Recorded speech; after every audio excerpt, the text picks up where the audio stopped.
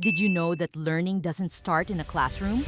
It starts with how lessons are shared, kung paano ipinapaliwanag ang concepts, kung paano sinusundan ng students ang flow. Sa lectures, sa discussions, sa araw-araw na klase, ang tanong, sabay-sabay ba talagang nakaintindi ang buong classroom? That's why New Era University uses the SH Vision Board, 65 inches. Isang tap para magsulat. Habang naka-split screen ang lecture at notes, nakikita ng buong klase, real-time kung ano mismo ang ina-explain. At kapag tapos na ang discussion, hindi na kailangang magmadali mag-notes. Just scan the QR. Saved agad. Because learning doesn't start in a classroom. It starts with how clearly it's taught. Gusto mo rin ng ganitong smart classroom experience?